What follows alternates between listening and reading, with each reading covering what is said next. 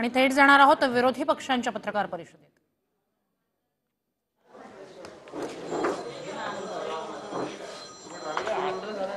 तुम्ही करा ना।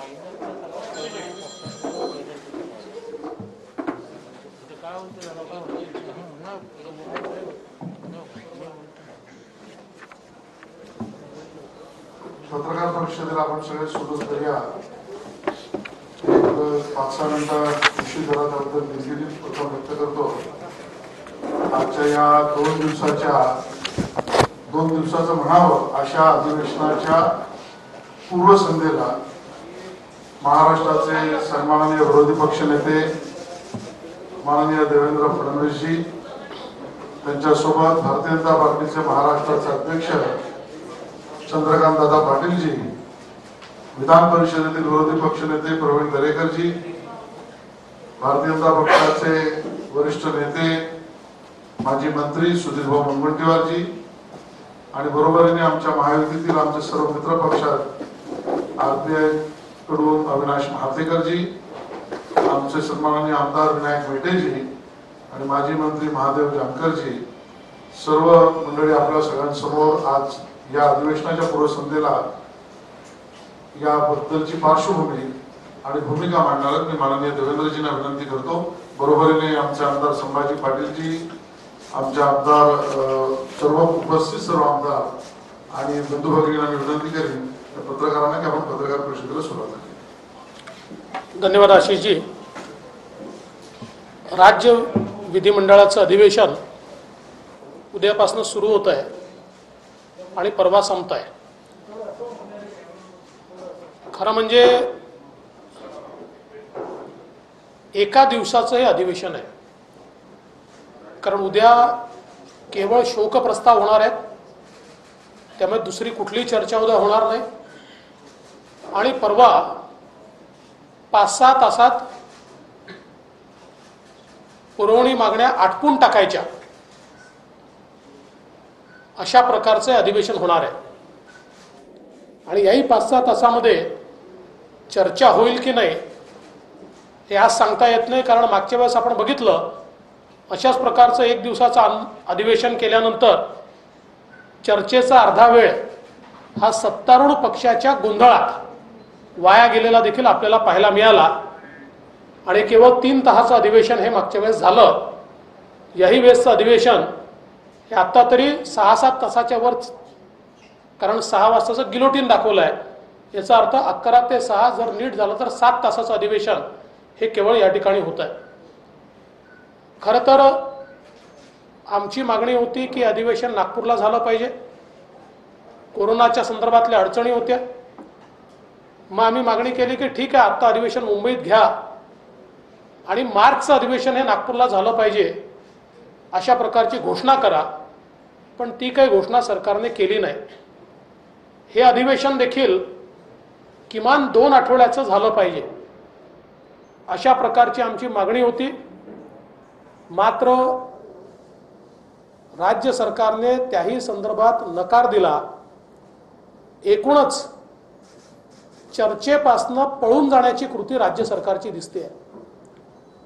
कुठल्याही प्रकारची चर्चा होऊ नये, आपल्या गैरकारभारावर, जनतेच्या प्रश्नांवर, जनतेच्या दुःखांवर कुठल्याही प्रकारची चर्चा होऊ नये अशा प्रकारे चर्चेपासनं पळ काढणारं सरकार म्हणून या सरकारकडे आज पाहिलं जात आहे आणि इतिहास देखील अशाच प्रकारची नोंद या सरकारची निश्चितपणे घेईल।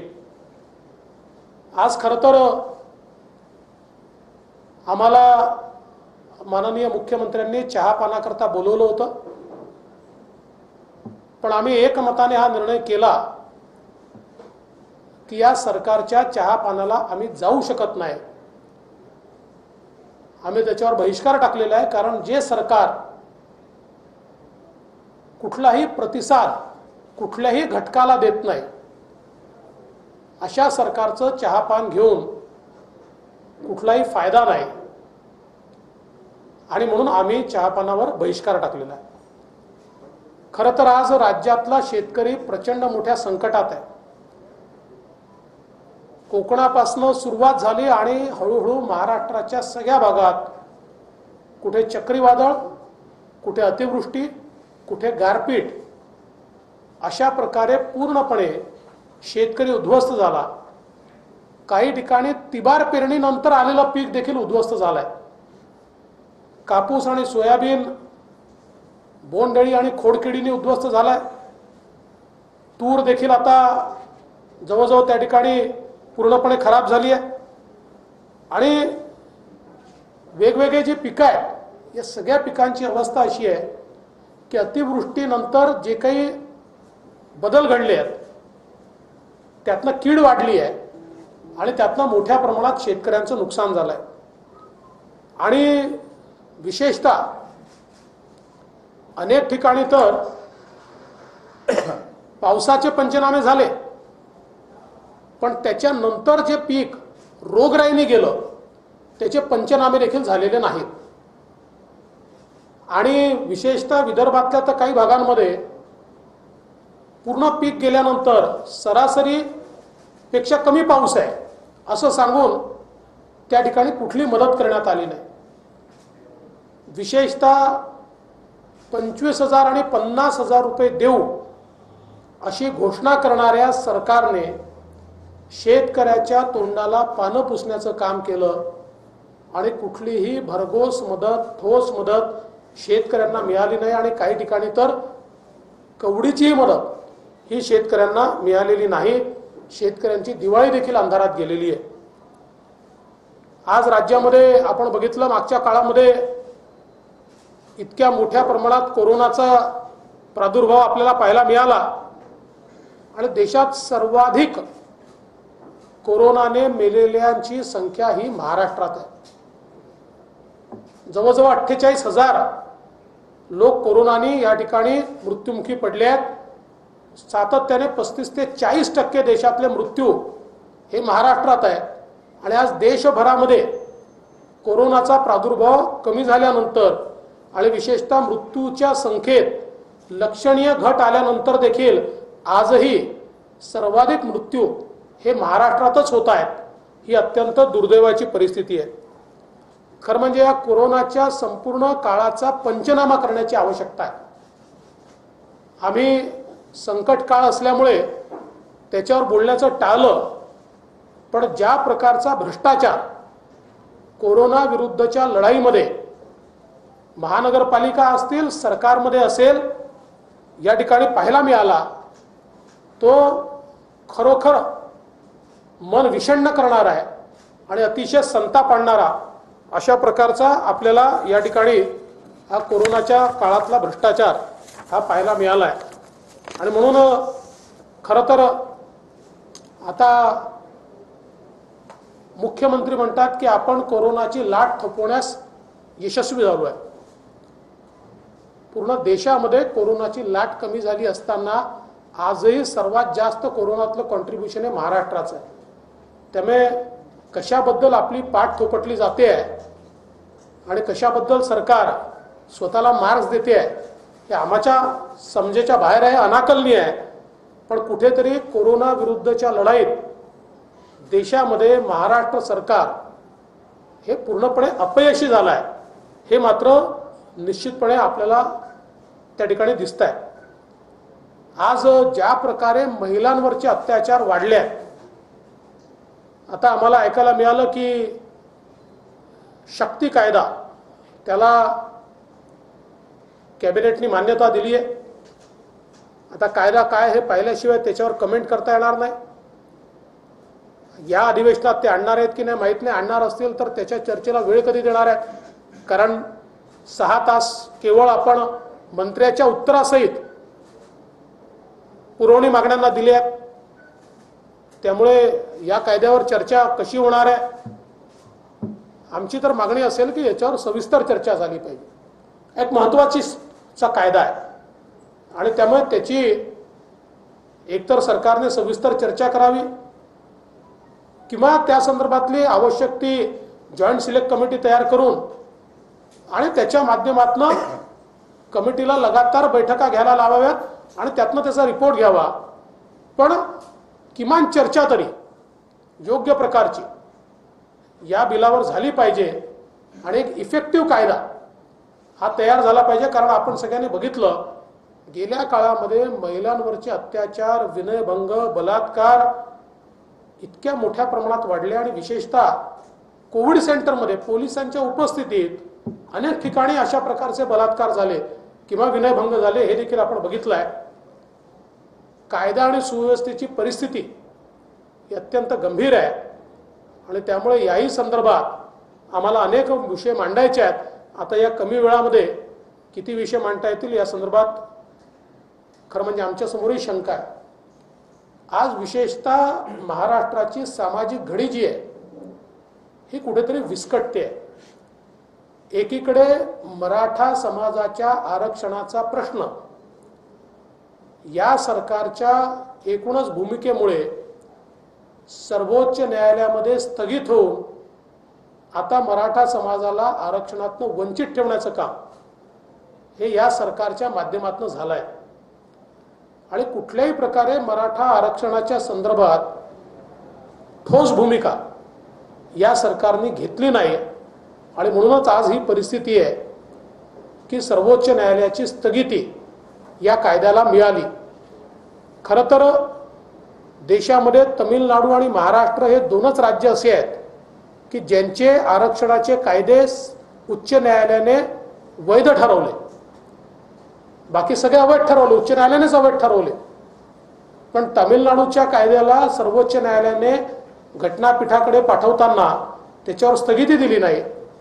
म्हटलं मराठा आरक्षणाच्या कायद्याला घटनापीठाकडे पाठवताना त्याला स्थगिती मिळाली. ही अतिशय आमच्याकरता दुर्दैवाची बाब आहे आणि यातनं अनेक प्रश्न हे निर्माण झाले आहेत आणि या निर्माण झालेल्या प्रश्नाच्या संदर्भात सरकारचं गांभीर्य कुठेही आम्हाला दिसत नाही. सरकारमध्ये एक वाक्यताही दिसत नाही. हे होत असताना सरकारमध्ये सरकारचे मंत्री आणि सरकारमधलेच प्रतिनिधी हे ओबीसी आरक्षणाच्या संदर्भात देखील प्रश्नचिन्ह निर्माण करतात. आणि मला तर आश्चर्य वाटतं की सरकारमधले मंत्री हे मोर्चे काढतात. खरं म्हणजे या मंत्र्यांनी स्वतः कॅबिनेटमध्ये जाऊन अतिशय स्पष्ट भूमिका घेतली पाहिजे आणि कॅबिनेटचा ठराव करून घेतला पाहिजे. मंत्र्यांना मोर्चे काढण्याचा अधिकार नसतो. त्यांनी ते सरकार आहे, त्यांचा फोरम कॅबिनेट आहे. त्यांनी कॅबिनेटमध्ये जाऊन निसंदिग्ध ठराव करून घेतला पाहिजे आणि ओबीसी समाजाच्या मनामध्ये आज जे भयाचं वातावरण तयार झालं आहे ते पूर्णपणे दूर करून ओबीसी आरक्षणाला कुठलाही धक्का लागणार नाही अशा प्रकारचं निसंदिग्ध मंत्रिमंडळाच्या माध्यमातून या मंत्र्यांनी समोर आणलं पाहिजे. पण आज दुर्दैवाने तसं होताना दिसत नाही.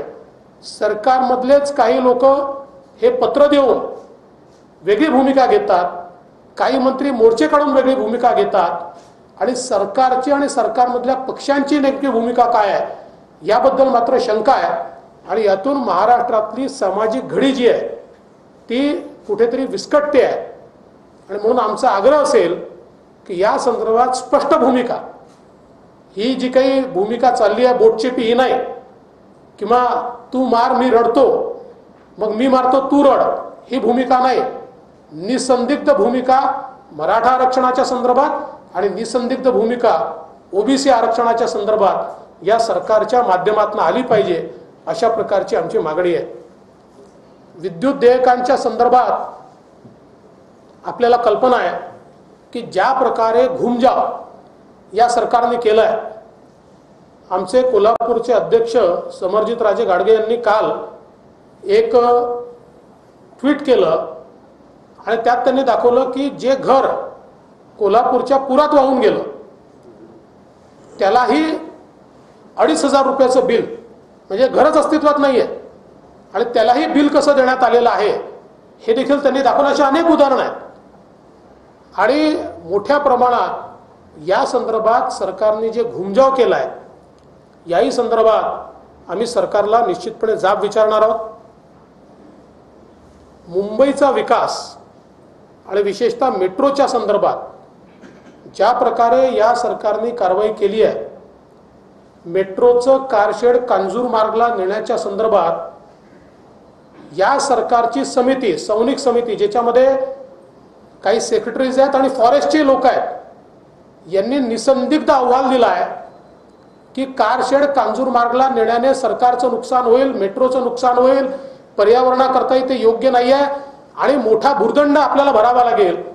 आणि म्हणून सर्वोच्च न्यायालयाने परवानगी दिल्याप्रमाणे ते कारशेड हे आरेमध्येच झालं पाहिजे असा अहवाल असताना देखील तो अहवाल पूर्णपणे डावलून कुठल्याही प्रकारची नवीन माहिती न घेता, कुठलाही अहवाल तयार न करता आणि कुठलाही अभ्यास न करता कांजूरमार्गला मेट्रो शिफ्ट करण्याचा जो काही निर्णय घेतला आहे, मुंबईकरांना जी मेट्रो 2021 मध्ये मिळाली असती ती आता 2024 पर्यंत मिळू शकत नाही. आणि त्याही वेळी त्याची फिजिबिलिटी इतकी कमी झाली असेल की एक तिकिटाचा मोठा भूर्दंड हा मुंबईकरांवर या वाढत्या कॉस्ट एस्कलेशनमुळे आणि जे व्याजाचं दर, कारण 4 वर्षाचं व्याजाचं जे बर्डन आहे याच्यामुळे त्याची फिजिबिलिटी पूर्ण संपणार आहे आणि त्यामुळे मोठा एक भूर्दंड हा मुंबईकरांवर बसणार आहे. आणि हे सगळं मी म्हणत नाही, हे अतिशय अस्खलितपणे सौनिक कमिटीने आपल्या अहवालात लिहिलेलं आहे.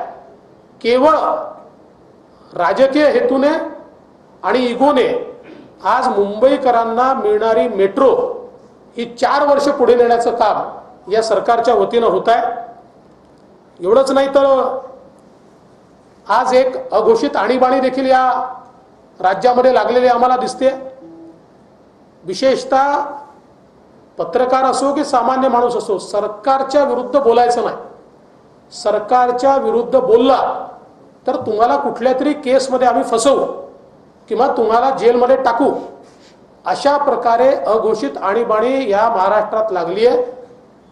खरं तर या ठिकाणी अर्णव गोस्वामी यांच्या केसमध्ये सुप्रीम कोर्टाने दिलेला निकाल आणि कंगना रनौत यांच्या केसमध्ये हायकोर्टाने दिलेला निकाल या सरकारला चपराक देणार आहे. अर्णव गोस्वामी किंवा कंगना रनौत यांच्या सगळ्या विचाराशी आम्ही सहमत नाही, परंतु ज्या प्रकारे कारवाई झाली आणि त्याच्यावर जे कोर्टाने या ठिकाणी ताशेरे ओढले आहेत, खरं तर सरकारला तोंड दाखवायला जागा नाही अशा प्रकारची अवस्था सरकारची झाली आहे. पण त्यातनं सुधारायच्या ऐवजी सत्ता जेव्हा डोक्यात जाते, सत्तेचा अहंकार जेव्हा तयार होतो, त्यावेळेस अहंकाराने कशा प्रकारे सरकार वागतं हे आताचं सरकार या ठिकाणी दाखवून देत आहे. आणि मला विश्वास आहे की अशा अहंकारी सरकार जगाच्या पाठीवर कधीच कुठे चालत नाही. अहंकार असा लोकांना सहनही होत नाही. योग्य ते उत्तर आम्ही त्याला देऊ आणि संघर्ष करायला आम्ही मागे पुढे पाहणार नाही. आम्ही निश्चितपणे जनतेकरता आणि जनतेच्या प्रश्नांवर संघर्ष केल्याशिवाय राहणार नाही. खरं म्हणजे प्रश्नाची यादी माझ्याकडे इतकी मोठी आहे की एवढा वेळ आपल्या पत्रकार परिषदेमध्ये देखील देता येणार नाही. पण सरकार पूर्णपणे अपयशी झालेलं आहे. सरकार अहंकाराने वागत आहे. सरकारचे निर्णय हे एक प्रकारे तुघलकी निर्णय ज्याला आपण म्हणतो अशा प्रकारचे एकांगी निर्णय आहेत. आणि म्हणून या सरकारला आम्ही जो काही मौका मिळेल, जो काही वेळ मिळेल त्या वेळेत जाब विचारल्याशिवाय आम्ही राहणार नाही, हा आमचा निर्णय. आणि म्हणूनच अशा सरकारच्या चहापानाला आम्ही जाणार नाही हे आम्ही ठरवलं आहे.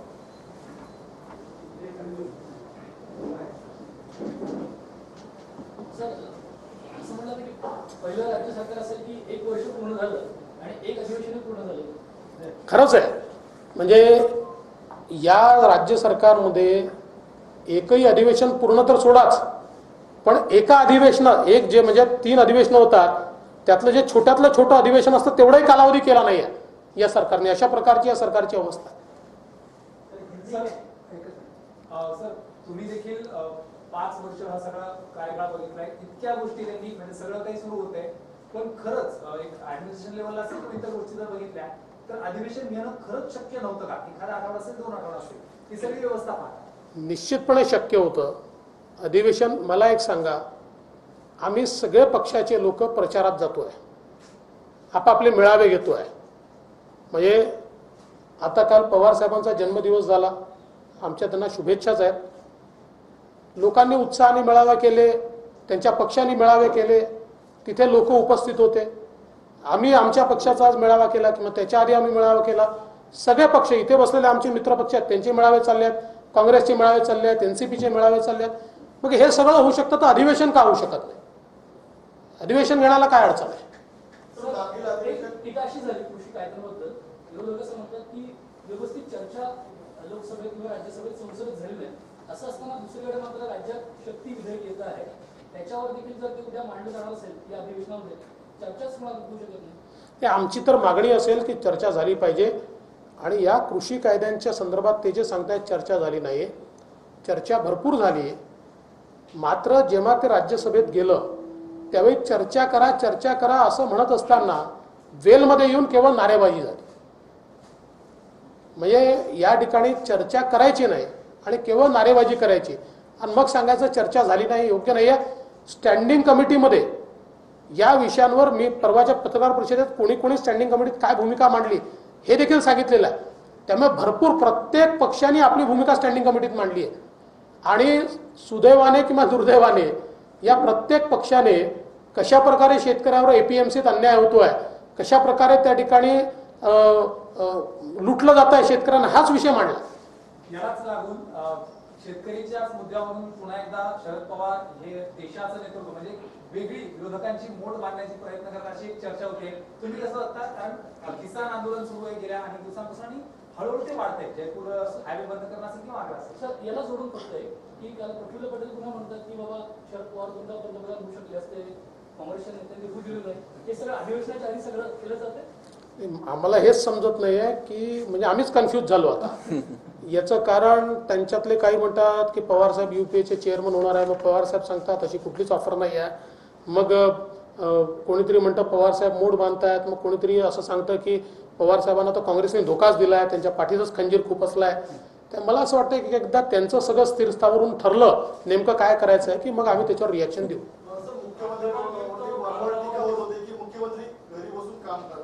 मात्र काल मुख्यमंत्र्यांनी स्पष्टीकरण दिलंय की मी घरी बसून काम करत असतो तर मी हजारो कोटींचे प्रकल्प मार्गी लावतोय.